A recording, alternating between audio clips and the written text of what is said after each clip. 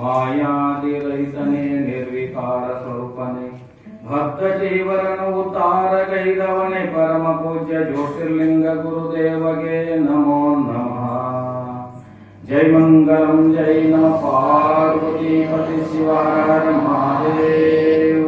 ಶ್ರೀ ಸದ್ಗುರುನಾಥ महाराज की जय. सकल साधु संत महाराज की जय. जय जय शिव नम पार्वती पति शिव हर हर महादेव. ಶ್ರೋತ್ರಿಯ ಬ್ರಹ್ಮನಿಷ್ಠ ಸದ್ಗುರು ಎನ್ನರಾಧ್ಯಾತ್ಮದ ಪರಮ ಪೂಜ್ಯ ಶಾಂತ ಮೂರ್ತಿಗಳು ಜ್ಞಾನವಾದಿರ್ತಕ್ಕಂಥ ಸದ್ಗುರುವಿನ ಚರಣಾರವಿಂದಗಳಿಗೆ ಪ್ರಣಾಮ ಸಲ್ಲಿಸಿ ಶ್ರೋತ್ರಿಯ ಬ್ರಹ್ಮನಿಷ್ಠ ಸದ್ಗುರು ವೇದಾಂತ ಕೇಸರಿ ಶಂಕರಾನಂದ ಪರಮೇಶ್ವರ ದೇವಿ ಚರಣಾರವಿಂದಗಳಿಗೂ ಅದ್ವೈತ ಸಾರ್ವಚಕ್ರವರ್ತಿ ಸಿದ್ಧಾರೂಢರ ಶ್ರೀ ಚರಣಗಳಿಗೂ ಕ್ಷೇತ್ರಾದ ದೇವತೆ ಇರತಕ್ಕಂಥ ದೇವಾದ ದೇವ ಮಹಾದೇವನ ಶ್ರೀ ಚರಣಾರವಿಂದಗಳಿಗೂ ಬಸವಾದಿ ಪರಮಾತ್ಮರ ಶ್ರೀ ಚರಣಗಳಿಗೂ ಅನಂತ ದೇವಿ ಪ್ರಣಾಮ ಸಲ್ಲಿಸಿ ಈ ನಾಯಂಗ್ಲದ ಗ್ರಾಮದ 96ನೇಯ ಅಖಂಡ ಶಿವನಾಮ ಸ್ಮರಣೆಯ ಉತ್ಸವ ಕಾರ್ಯಕ್ರಮ ಹಾಗೂ ಶಿವರಾತ್ರಿ ಉತ್ಸವ ನಿಮಿತ್ತ ಹಮ್ಮಿಕೊಂಡಿರ್ತಕ್ಕಂಥ ಈ ಪುಣ್ಯವಾಗಿರ್ತಕ್ಕಂಥ ಕಾರ್ಯಕ್ರಮ ಇದೀಗದಾಗಿ ಆಗಮಿಸತಕ್ಕಂಥ ಶ್ರೋತ್ರಿಯ ಬ್ರಹ್ಮನಿಷ್ಠ ಸದ್ಗುರು ವಾಂಗ್ಮಯಗಳು ಸಿದ್ಧಾರ್ಥ ಭವನದ ಇರ್ತಕ್ಕಂಥ ಚಿದ್ಗಾನಂದ ಭಾರತಿ ಮಹಾಸ್ವಾಮಿಗಳ ಶ್ರೀ ಚರಣಾರವಿಂದಗಳಿಗೆ ಪ್ರಣಾಮ ಸಲ್ಲಿಸಿ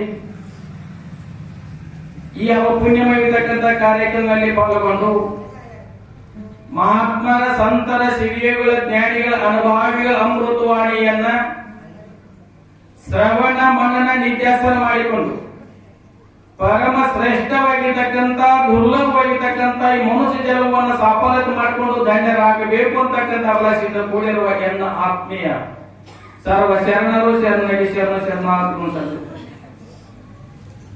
ಇವತ್ತು ಅಧಿಕಾರವಾಗಿ ಇಟ್ಕೊಳ್ತಕ್ಕಂಥ ವಿಷಯ ಯಾವ್ದಪ್ಪ ಅಂತಂದ್ರೆ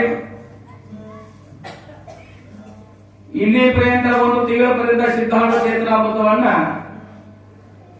ಪೂಜ್ಯರ ಅಮೃತವಾಣಿಯನ್ನ ಎಲ್ಲ ಒಂದು ತಿಂಗಳ ಪರ್ಯಂತ ಸಿಗಂತಾಗಿದೆ.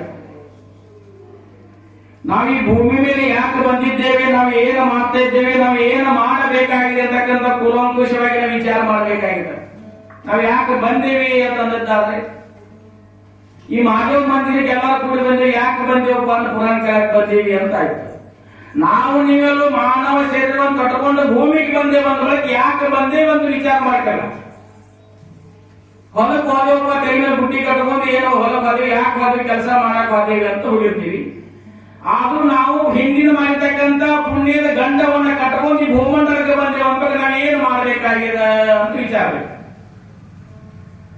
ಅದಕ್ಕೆ ಹೇಳ್ತಾರೆ ಜಂತುನಾಂ ನರಜನ್ಮ ದುರ್ಲಭ ಅಂತ ಹೇಳ್ತಾರೆ. 84 ಲಕ್ಷ ಜೀವರಾಶಿಗಳಲ್ಲಿ ಅತಿ ಶ್ರೇಷ್ಠವಾಗಿರ್ತಕ್ಕಂಥ ಈ ಮಾನವ ಜನ್ಮ ಆಗಿರ್ತಕ್ಕಂಥದ್ದು. ಅದಕ್ಕೆ ದಾಸರ ಒಂದು ಪದ ಬರ್ತಾರೆ, ಬಹಳ ಸುಂದರವಾಗಿರ್ತಕ್ಕಂಥ ಪದ ಬರ್ತಾರ.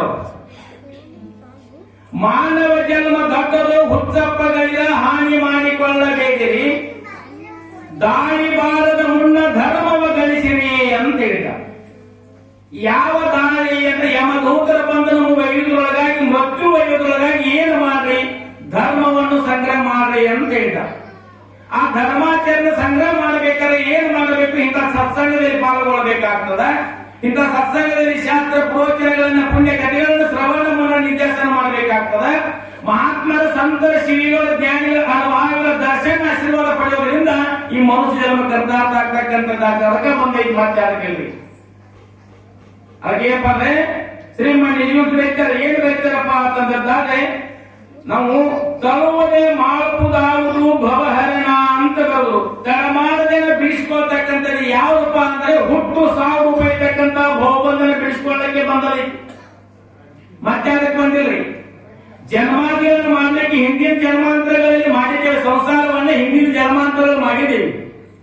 ಹಿಂದಿನ ಜನ್ಮಾಂತರ ಮಾಡಿದಂತೆ ಆ ಸಂಸ್ಕಾರದಿಂದ ಏನಾಗಿದೆ, ಮನುಷ್ಯ ಜನ್ಮ ಪ್ರಾಪ್ತ ಆಗಿದೆ. ಪುಣ್ಯಗಳಾಗಿ ಮನುಷ್ಯ ಜನ್ಮ ಪ್ರಾಪ್ತ ಆಗಿದೆ. ಮನುಷ್ಯ ಜನ್ಮ ಪ್ರಾಪ್ತ ಆದ ಸಹಿತ ಹಿಂದೆ ಮಾಡಿರ್ತಕ್ಕಂಥ ಜನ್ಮಾಂತರಗಳಲ್ಲಿ ಮಾಡಿರ್ತಕ್ಕಂಥ ಕಾರ್ಯಗಳನ್ನ ನಾವು ಮಾಡಕತ್ತೇವಪ್ಪ ಅಂದ್ರ ಮನುಷ್ಯ ಜನ್ಮಕ್ಕೆ ಬಂದದ್ದು ಏನು ಸಾರ್ಥಕತೆ ಆಗ್ತದ್ರಿ. ಶ್ರೀ ಮನುಷ್ಯ ಬೇಕಾರ ಅನಿಮಿತ್ಯ ಅನಿರ್ಪ ಕಾಮಾದಿಗಳಿಗೆ ತನು ಅನಿಮಿತ್ಯ ಭವಭವಂಗಳಲ್ಲಿ ನಿನಗೊಂದು ದೇಹಗಳನ್ನು ಕೊಟ್ಟು ತಪವಾಂತು ಘನ ಶಂಭುಲಿಂಗನಾಗಿರುವಲ್ಲೇ ಮನುಜ ಅಂತ ಕೇಳು. ಎಲೆ ಮಾನವ, ನಿನಗೆ ಜನ್ಮಾಂತರಗಳನ್ನು ಕೊಟ್ಟಿದ್ದೇನೆ. ಆ ಜನ್ಮಾಂತರಗಳನ್ನು ನೀನೇನು ಮಾಡಿದಪ್ಪ ಅಂದ್ರೆ ಕಾಮ, ಕ್ರೋಧ, ಲೋಭ, ಮದ ಮತ್ಸರಾದಿಗಳಿಗೆ ಶಬ್ದ, ಸ್ಪರ್ಶ, ರೂಪ, ರಸಗಂಧಾದಿಗಳಿಗೆ ಸೇರಿಸಿಕೊಟ್ಟು ಬಂದ್ವಿ. ಆದ್ರೆ ರತ್ನ ಸದೃಶವಾಗಿರ್ತಕ್ಕಂಥ ಪರಮಾತ್ಮ ಸಾಕ್ಷಾತ್ಕಾರ ಮಾಡಲು ಯೋಗ್ಯವಾಗಿರ್ತಕ್ಕಂಥ ಮನುಷ್ಯ ಜನ್ಮದಲ್ಲಿ ಸಹಿತ ಕಾಮ ಕ್ರೋಧಾದಿಗಳಿಗೆ ಶಬ್ದ ಸ್ಪರ್ಶಾದಿಗಳಿಗೆ ಸೇರಿಸಿಕೊಡ್ಕೋತ ಹೋದಂತಾದ್ರೆ ಮನುಷ್ಯ ಜನ್ಮಕ್ಕೆ ಬಂದದ್ದು ಸಾರ್ಥಕ ಆದ್ರಿ, ಮನುಷ್ಯ ಜನ್ಮಕ್ಕೆ ಬಂದದ್ದು ವ್ಯರ್ಥ ಅಂತ ಅದಕ್ಕೆ ಶಬ್ದ ಏನಪ್ಪ ಅಂದ್ರೆ ಶಾಸ್ತ್ರ ಬರ್ತಾರೆ, ಮಾನವ ಜನ್ಮ ದೊಡ್ಡದು, ಹುಚ್ಚಾಪಗಳಿನ ಹಾನಿ ಮಾಡಿಕೊಳ್ಳಬೇಡಿರಿ ಅಂತ ಹೇಳ್ತಾರೆ.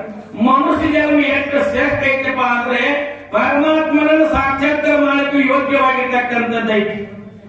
ಪರಮಾತ್ಮನನ್ನ ಸಾಕ್ಷಾತ್ಕಾರ ಮಾಡಿಕೊಳ್ಳಕ್ಕೆ ಯೋಗ್ಯವಾಗಿರ್ತಕ್ಕಂಥದ್ದೈತಿ.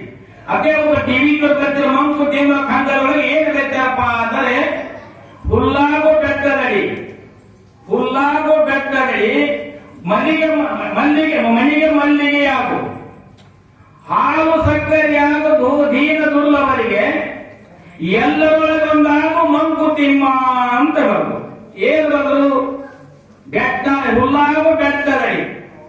ಒಂದು ಬೆಟ್ಟದ ಹುಲ್ಲಾಗಿ ಒಂದು ಹುಲ್ಲಾಗಿ ಬೆಳೆದಪ್ಪ ಅಂದ್ರೆ ದನ ಪಶುಗಳಿಗೆ ತಿನ್ಲಿಕ್ಕೆ ಹಾರಾಗ್ತೀವಿ ಅಂತ ಹೇಳ್ತಾರೆ. ಅದನ್ನು ಮಾಡು. ಇಲ್ಲದ್ರೆ ಏನು ಮಾಡು ಅಂದ್ರೆ ಬೆಲ್ಲು ಸಕ್ಕರೆ ಆಗೋ ಮಲ್ಲಿಗೆ ಹೂ ಯಾರಿಗೆ ಬೇಡಾಕಂದ್ರಿ?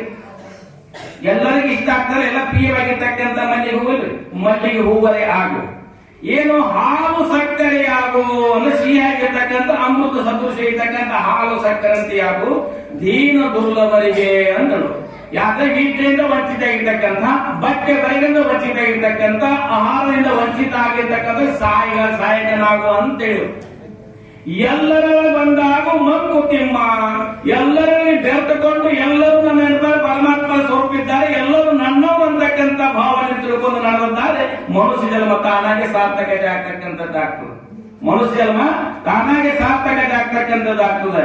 ನಾವೇನು ವಿಚಾರ ಮಾಡ್ತಿದ್ವಿ, ಹಿಂದೆ ಮಾಡಿದ ಪುಣ್ಯಗಣವಾಗಿ ಪರಮಾತ್ಮ ನಮಗೆಲ್ಲ ಕೊಟ್ಟನ್ರಿ. ಹೆಚ್ಚು ಕಡಿಮೆ ಮಾಡಿ ಭಕ್ತಾರ ತಗಡಿಯಾಗ ಹೇರ್ಫಲ ಆಗ್ಬೋದು, ಆದ್ರೆ ಪರಮಾತ್ಮ ತಗಡಿ ಒಳಗೆ ಏನೂ ಹೇರ್ಫೇರ ಆಗಿಲ್ಲ.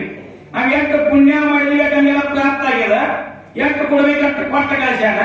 ಏನಪ್ಪಾ ಅಂತಂದ್ರೆ ಬಾರದು ಬಪ್ಪದು ತಪ್ಪದು ಅಂತ ಬರ್ತಾರೆ ಶರಣ ಬಸವಣ್ಣವರು.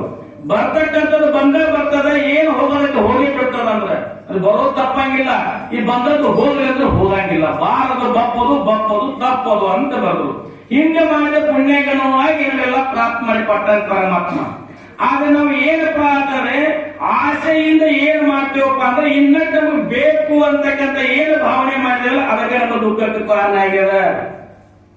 ಇನ್ನು ನಮಗೆ ಇನ್ನೂ ಬೇಕು ಅಂತಕ್ಕಂಥ ಏನ್ ಆಸೆ ಐತಲ್ಲ ಅದಕ್ಕೆ ನಮ್ಗೆ ದುಃಖಕ್ಕೆ ಕಾರಣ ಆಗ್ಯದ. ಅದಕ್ಕೆ ಅಂದ್ರೆ ಶಿವರು ಬಿಡ್ತಾರ, ಆಶಾ ಪಾಶ ಶತೈರ್ಬದ್ಧ ಈಯಂತೆ ಕಾಮ ಕ್ರೋಧ ಪ್ರಾಯಣ ಅನ್ಯಾಯನಾಥ ಧರ್ಮ ಸಂಗ್ರಹ ಅಂತೇಳಿ.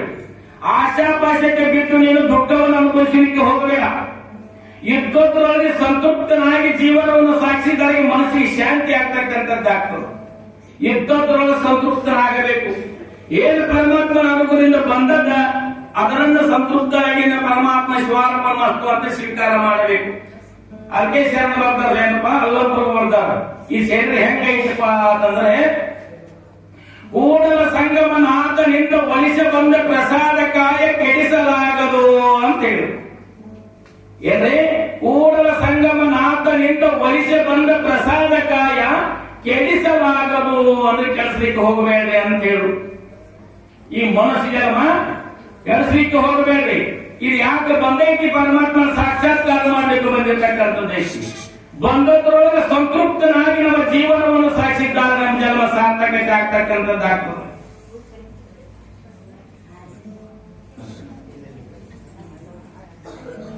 ಯುದ್ಧದಲ್ಲಿ ಸಂತೃಪ್ತನಾದದ್ದರ ಸಾರ್ಥಕತೆ ಆಗ್ತದೆ. ನಾವು ಏನು ಅವ್ರು ನೋಡಿ ಮತ್ತೊಂದು ದುಃಖವನ್ನು ಪಡೆದಾರ್ರಿ. ನಮಗೆ ಯುದ್ಧದಲ್ಲಿ ಸಂತೃಪ್ತನಾಗಬೇಕು ಅಂತಂದ್ರೆ ಇಲ್ಲದನ್ನೇ ಬೇಡಿದ್ರೆ ಏನ್ ಆಗ್ತದ ಅಂತಕ್ಕಂಥ ದೃಷ್ಟಾಂತ ಹೇಳಿ ಮುಗಿಸೋ. ಯಾಕಂದ್ರೆ ಪೂಜೆ ಬರ್ತೈತೆ ಅವ್ರ ಇವತ್ತೊಂದು ದಿವಸ ಅವ್ರನ್ನೇನು ಶ್ರವಣ ಮನ್ನ ಮಾಡಿದ 3 ನಮ್ದ ಐತ್ರಿ. ಹೆಂಗ್ ಬೇಕಾದ್ರೆ ಕಬಡ್ಡಿ ಆಡ್ಬರ್ತೈತಿ. ನಾಳೆ ನಮ್ದೈತಿ. ಹಂಗ ಇಬ್ಬರು ಸಂತೃಪ್ತನಾಗಿ ಜೀವನ ಸಾಗಿಸಿದ್ರೆ ಏನ್ ಆಗ್ತದ ಅಂತ ದೃಷ್ಟಾಂತ ಏನಾಗಿತ್ತಪ್ಪ ಅಂತಂದ್ರೆ ಒಂದಿಬ್ರು ಗಂಡ ಹೆಂಡ್ತಿದ್ರು. ಇಬ್ಬರು ಗಂಡ ಹೆಂಡ್ತಿದ್ರು, ಏನಾಗಿತ್ತು, ಲಗ್ನಾಗಿ 15 ವರ್ಷ ಆಗಿತ್ತು. ಲಗ್ನಾಗಿ 15 ವರ್ಷ ಆಗಿತ್ತು. ಹೆಂಡತಿ ಏನಂತಿರು, ನೀನು ಕಟ್ಕೊಂಡು 15 ವರ್ಷ ಆಯ್ತು, ಒಂದು ಕುಂಚಿ ಬಂಗಾರ ಕಂಡಿದ್ಯಾನ ಅಂತ ಹೇಳಿ. ಯಾರಿಗೆ? ಗಂಡಗಳಿಗೆ. ನೀನು ಕಟ್ಕೊಂಡು ನೀನು ಲಗ್ನ ಆಗಿ 15 ವರ್ಷ ಆಯ್ತು, ಒಂದು ಕುಂಚಿ ಬಂಗಾರನೇ ಕಂಡಿದ್ಯಾನ ಅಂತ ಅಂತಿದ್ರು. ದಿನ ಒಬ್ಬ ಮನಿ ಬರೋದಕ್ಕ, ಊಟ ಕೊಂಡೋದಕ್ಕ ಮಾಡೋದಕ್ಕ ಏನ್ ಮಾಡ್ತಿದ್ರು ಅಂತಂದ್ರೆ ಇದಂತ ಇದ್ರು. ಶಿವಾಯ ನಮಃ ಓಂ, ಶಿವಾಯ ನಮಃ ಓಂ.